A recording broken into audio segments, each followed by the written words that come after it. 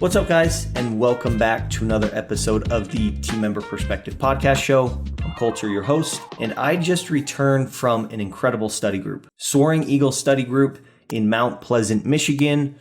It was phenomenal. Dave Arce, well done. This event was incredible. I can't wait for 2025. You're making it happen, and it was phenomenal. Guys, probably one of the best study group meetings that I attend is Soaring Eagle in Michigan. And so if you are Michigan agent, Michigan team member, or in surrounding states, or just want to maybe attend in 2025, I would be on the lookout. It was incredible. There was so much to learn, and I'm still decompressing, kind of getting everything out of the takeaways that I had from this event. Before we get into what I want to talk about today in the episode, I want to share a few takeaways from some of the highly successful speakers that we heard from.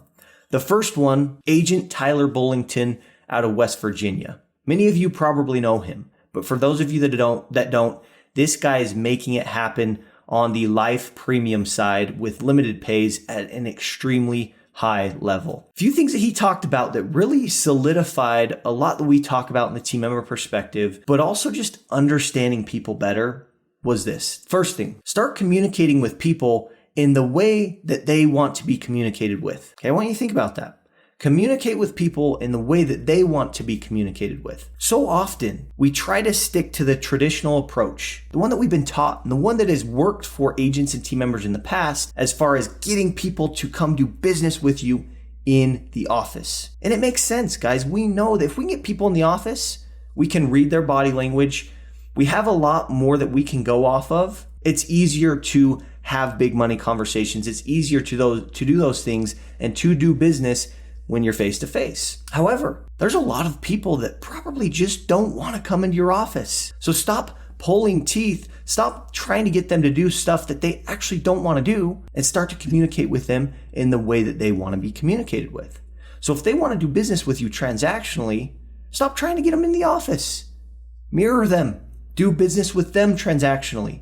A lot of the stuff that you can accomplish in person can now happen over the phone or virtually. Okay, so communicate with people in the way that they want to be communicated with. And the other thing that I took away from Tyler was this. A lot of us team members, a lot of us agents are trying to grow our life premium in our book of business. And to do that, we're trying to get people into the office. And for those conversations, getting people in your office is critical. Okay, if we're talking big money. Now, we train and talk so much about getting them in and then understanding how to have the big money conversations and how to get them, so all of our sales skills, the sales processes, we train on that a lot. We talk about that a lot in this industry. But one thing that Tyler mentioned was the importance of understanding the experience that your customer is having when they come into the office. And he said this, for people to spend big money with you, you need to give a big money experience.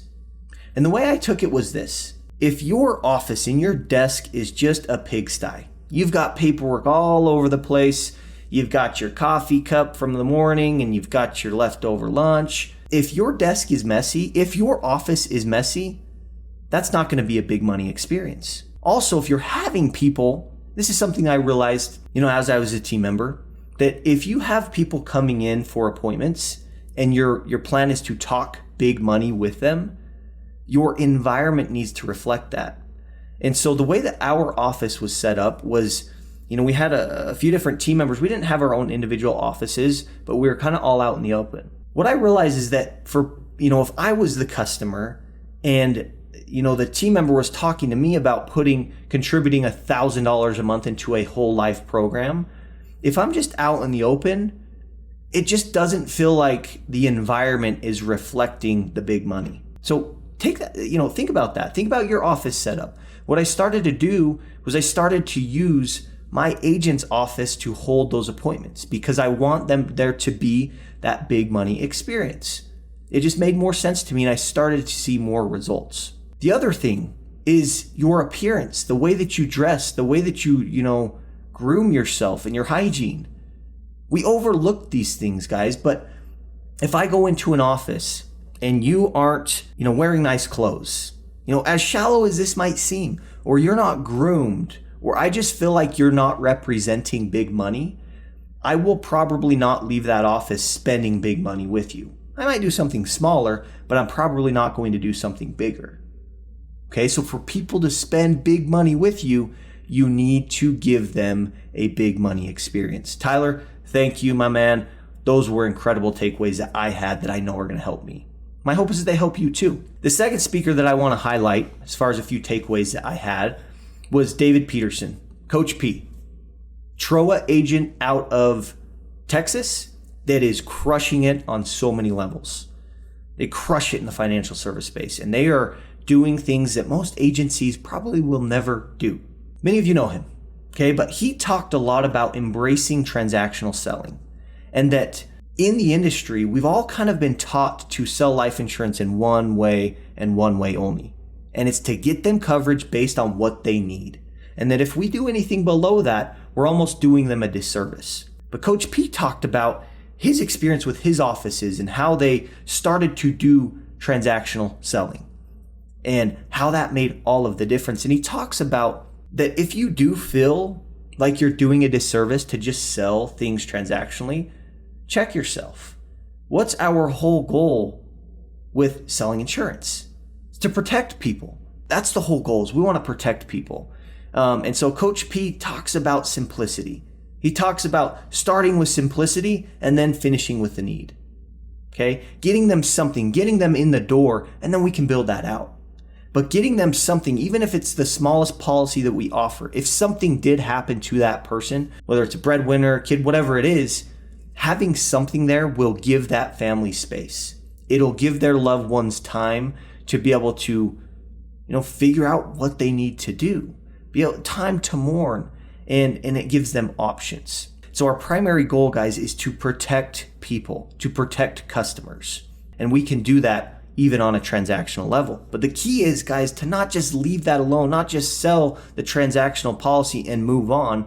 We want to work smart. We want to help them, bring that emotion in. If we just sold it from the discount, we want to bring that emotion in on the back end, whether it's in an issuance review, 30-day review, annual review. When we deliver the policy, we want to, if that's how we sold it, we need to take the extra step and make it emotional, build it out, and then go to the need. Because they've already told you yes once, the odds of them telling you yes again are pretty likely, pretty high. And that's what I started to do as a team member, and it was honestly incredible. Works extremely well. So Coach P, I appreciate my man. You guys are killing it, and a lot to learn from you. So guys, that event was incredible. And, as a team member for 6 years, those events aren't really common for team members to attend.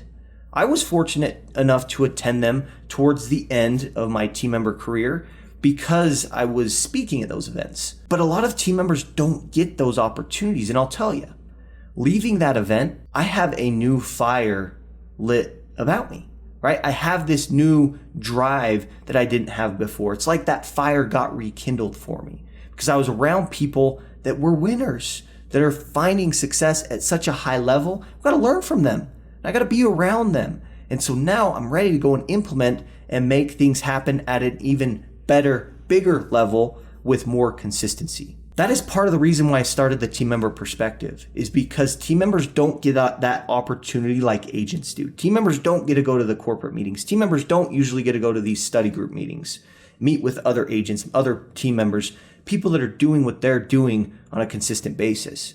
So I wanted to create a place for team members to come, to network, to rub shoulders, learn from people that are making it happen at such a high level and that are consistent, so that we can feel those same benefits, feel that, that fire and the rekindling happening. Because guys, we're in this for the marathon. This is not a sprint. And so we need to have that support group. We need to have people that we can rely on to help lift us up when we are feeling down, but also for us to lift others up when others are feeling down. That's how we win. It's with the people that you surround yourself with. So if you're not part of the Team Member Perspective group and you're interested, reach out to me. Email me, call me, schedule a call. I'd love to chat with you and explain how the Team Member Perspective is helping agents and team members across the country to sell more, make more money, and have a bigger impact with those that they get to serve. Big deal, is an incredible event. So Dave Arce, my man, thank you again. Incredible event. I can't wait for 2025 and what you accomplish. And so one other thing that I want to share on this episode is this, and it's the simple idea of, selling and utilizing questions. We've been taught so much in sales that telling is not selling, but using questions is how you can be an effective salesperson. So I want to kind of throw something at you and be devil's advocate for a minute. So I was in the insurance space for 6 years. Prior to that, I was a door-to-door salesman.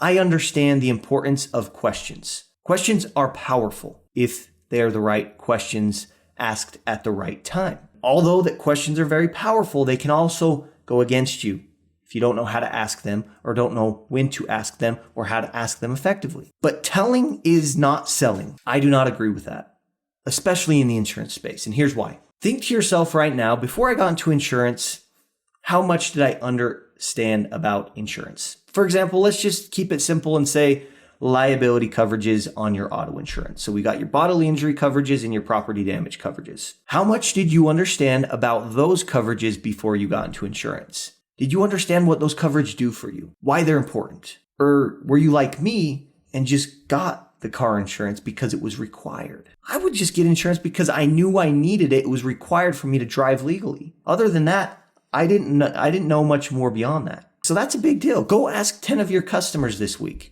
Hey, Mr. Customer, do you understand how your liability coverages work? I guarantee you the majority of them are going to say, you know what? I don't. Or can you give me a refresher? Most people don't understand insurance, let alone understand what it does for them and why it's important. They just don't. So it's a space that's almost like a foreign language.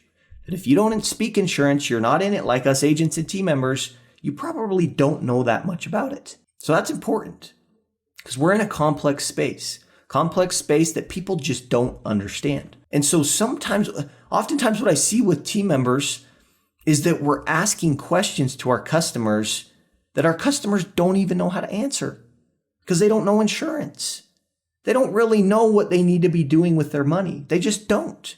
They don't know insurance. So sometimes these questions don't actually serve us. They go against us. For example, okay, and this is going to demonstrate why I feel like telling actually is selling. For example, I'm a big fly fisherman.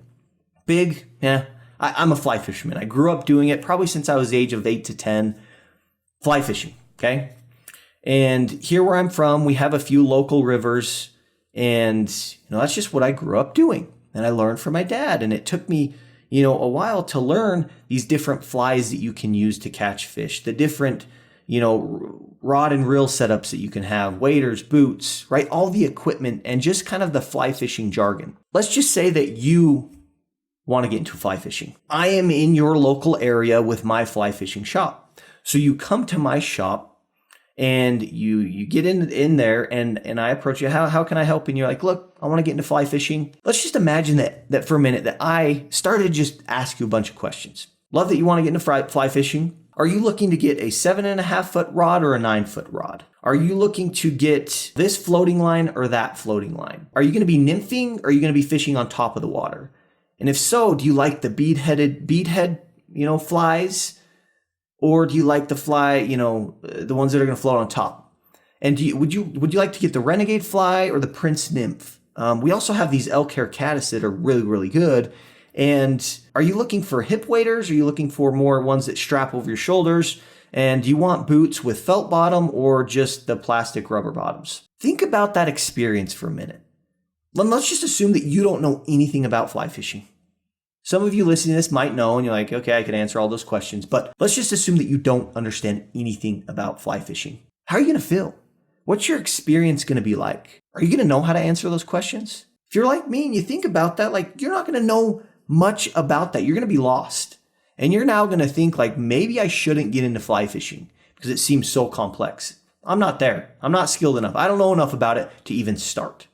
So you might leave that shop not even making a decision when you went there in the first place to get a starter setup because you don't understand it. And all these questions were a little intimidating.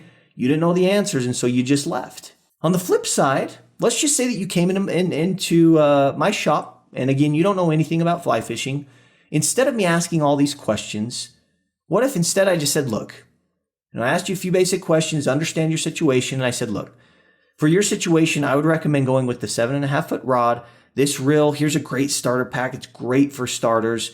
And here is the boots and the waders that I would recommend. And here's, 10 to 15 flies that I would try out. And here's some tippet. Here's everything that you need to go out and get started so you can start, catching some fish. And here's the basics of how to do it. Here's your total price. What's your experience like now? It's probably a lot easier to understand. Like, you now have the professional telling you, like, here's what I recommend, and made it very simple for you to choose and to get started. A lot of people would probably leave my fly fishing shop with that whole package that I created for them. Excited to go out and try some fly fishing, excited to figure it out.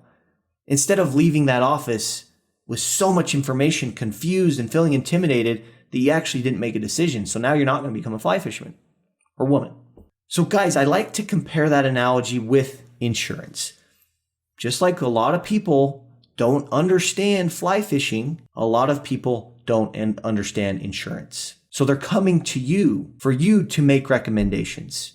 So sometimes, guys, telling is selling. And I think more often than not, as us team members, telling is selling, at least initially, right? Get them something going.